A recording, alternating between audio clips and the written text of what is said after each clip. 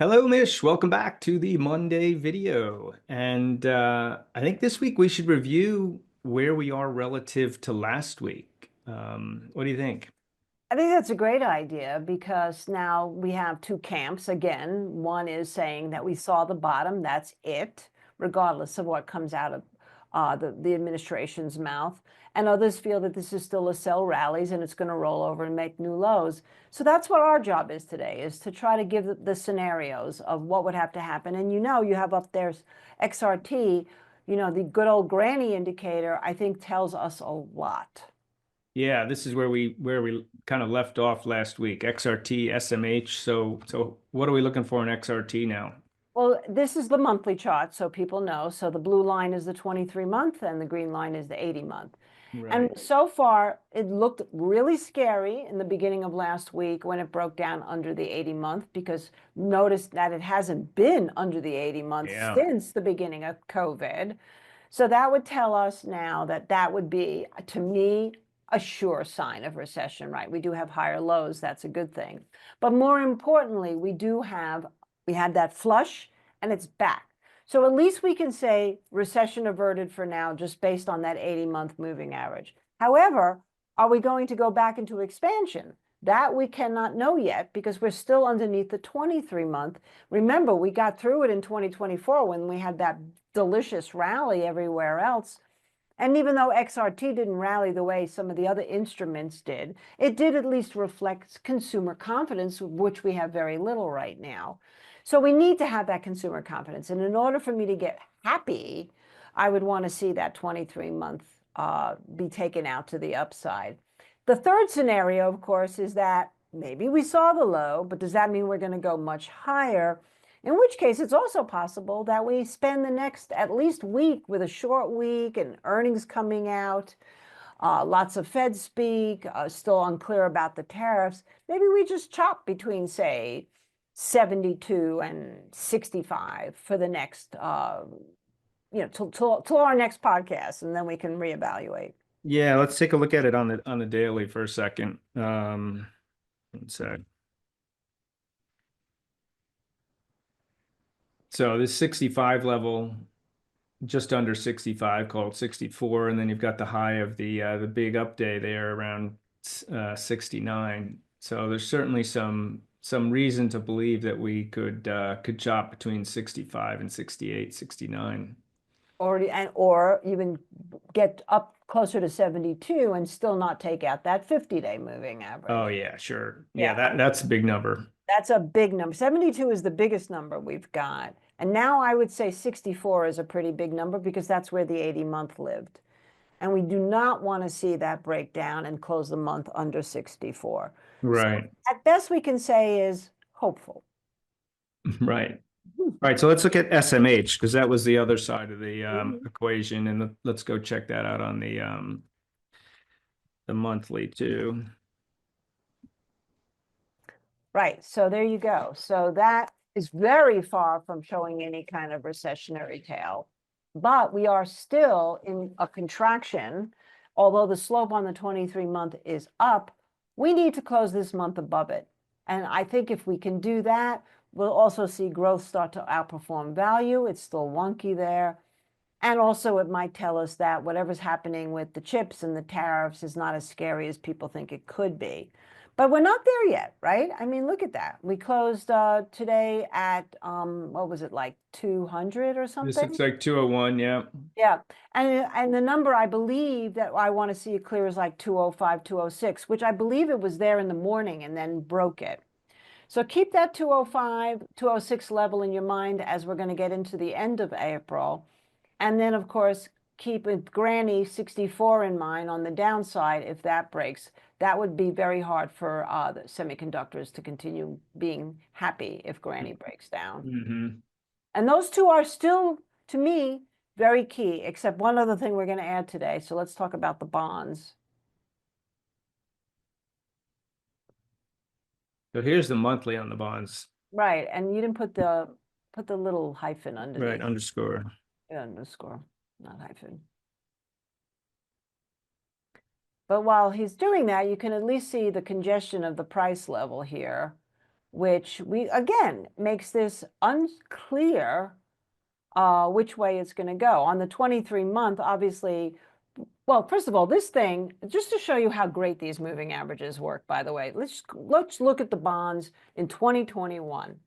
In 2021, after we had a nice start, the bonds were telling you that the Fed was going to get more aggressive in terms of raising rates. It broke down and went into a contraction under the 23-month all throughout 2021 into 2022.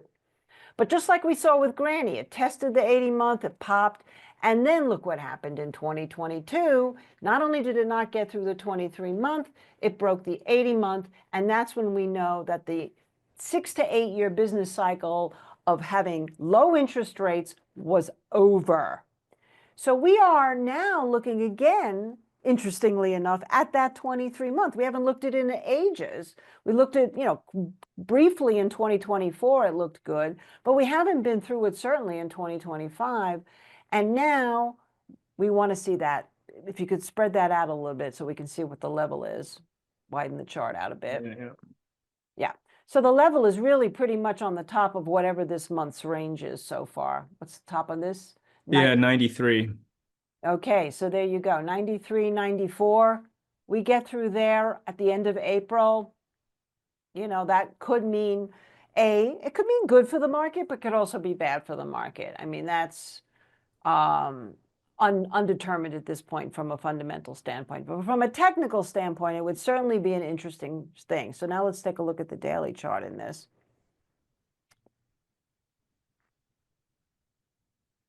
And on the daily chart, interestingly enough, I thought we might have been having a reversal last week because we had a big reversal bar and then an inside day. But then on Friday, we broke it. So we started a new low. And look at the low, by the way, at the beginning of 2025. Right. So we have. Yeah. It just lined right up with that 85 number. Perfectly. So now today it closed higher than Friday's high. I think Friday's high was 87.30.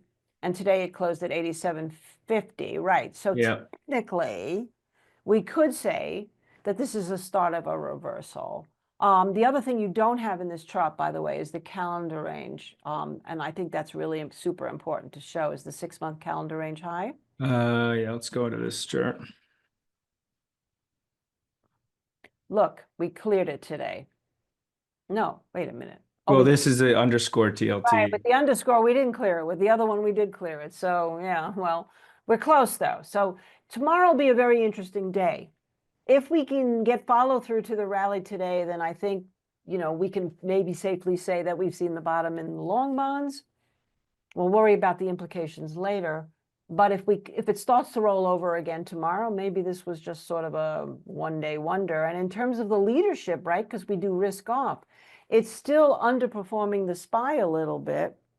But that's another key, because if it's continuing to, if the SPY outperforms the TLTs, that's a good thing. But if the TLTs start to outperform the SPY, then that could mean, yeah, the bonds might be ready to rally, and it could mean something not so great for the SPY. We don't know that yet.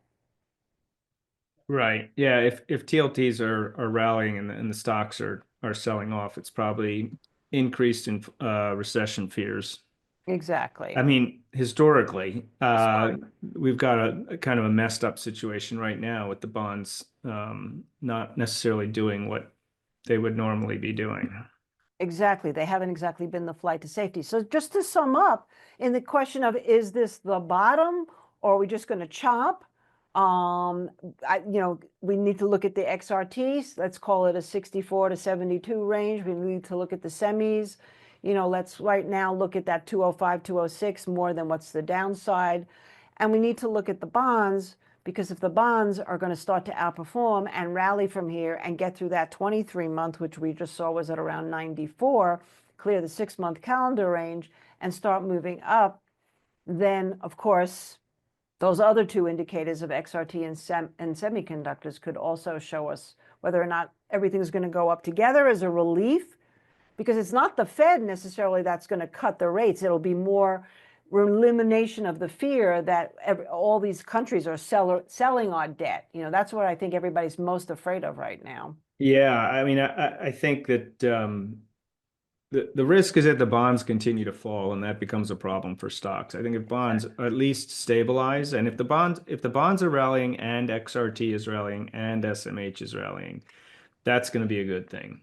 Absolutely. What you always want, though, is that all of those things, particularly the SPY, to rally more than the bonds, so we can have that risk on. Right. Okay. So let's take a look at some of the stocks we talked about last week. Symbiotic, right? One was a reversal. Symbiotic. Yeah, this is, Symbiotic, right? so Friday's weekend daily, I did a whole piece because I want you to know that we put our money where our mouth is, right? I saw a bottoming formation potential in symbiotic. Symbiotic. Now I'm saying it. In symbiotic, when we had that low and then right there, and then we had the follow through the next day. And we got in at a good price at 1850. So there's two conversations to have. Number one is, does that mean this has bottomed? Well, we don't know. Remember that bullish divergence we saw in real motion? We still have that bullish divergence in real motion, right? It's under the 50, Yeah. but the 50 is over the 200, whereas in the price, the 50 is underneath the 200. So the question becomes, can we clear that 50-day moving average and that January 6-month calendar range low? And if we can't, this is what makes this market different than a bull market. You have to protect yourself. You don't want to turn a winner into a loser. I already know that if it breaks down under Friday's high at this point, there's a good chance I'll sell, if not all of it, half of it. And I certainly, if I sell half of it, will have a no loss stop to protect me on the rest. Wait, Friday's high or Friday's low? Friday's low. Yeah, okay. So you got these 2 days right here. Exactly. And that's And 21. that lines up with this low here too, Yeah. So right? right now I have a stop in there at like 2179 or something like that. Which, we got in at 1850. So, in this market, trying to bottom pick, make $3, I'll take it. All However, right. tomorrow it comes in higher and wrestles that 50-day, then I'll have a fresh look because of that bullish divergence. That's the only reason. If this was in still a very bad momentum place, I'd probably be less inclined to A, buy it, and B, stick with it any longer. Well, you're over that $20 level. So yeah, if you can get over the 50, that's when this divergence really starts to kick in. And I apologize, I said 2185. It's 2085. 2085. Okay, that makes more sense. Right. I mean, 20 or 1985. 1985. Oh yeah, good year. 1985. Right. Okay. All right, what's next? We covered Let's a look at bunch. uranium. That was another one we talked about last week, and another one we bought for the fund. So let's put up URA. Now this one looks a little bit better, so I'm kind of pleased with this one right now. But you had the classic low inside day, then it took it out. So that's when we got in. So we bought this one really well too, uranium. I forget what we paid, but we were pretty cheap on this one. So there's another one. I'm not going to turn it into a loss. It's on par leadership with the SPY. We had a mean reversion in momentum, as you can see there, but we don't have any kind of a bullish divergence. The momentum looks exactly like the way the price looks. And so the question to me right now is, again, does this get up closer to 25? I would be thrilled to take some profit there.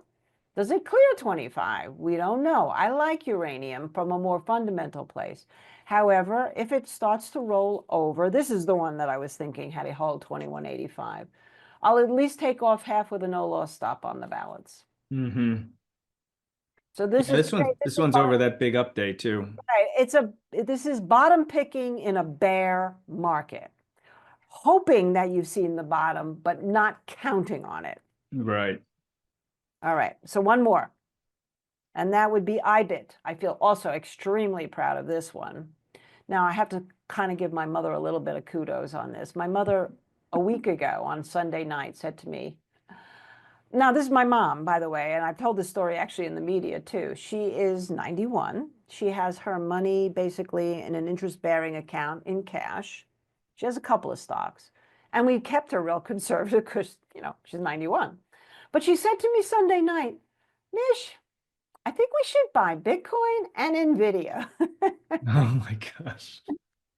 And I'm like, Ma, you just picked like two of the most volatile, opposite of being safe. But anyway, it turned out she was 100% right because Nvidia was trading at 90 the next day. It went down to 86 and then 90, and I started to rally from there.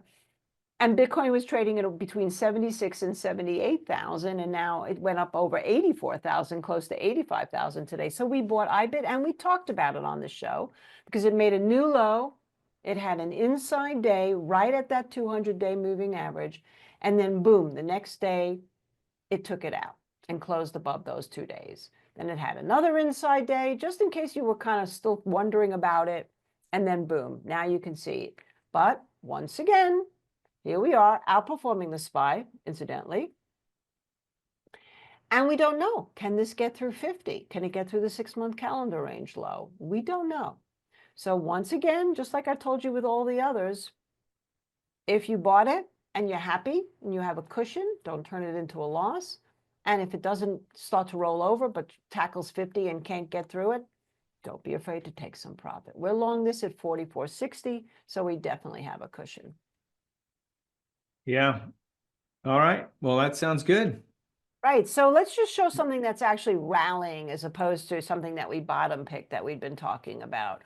I know we talked about something that was looking really good. What was it? Was it Kroger? No. Well, Kroger was definitely strong last week.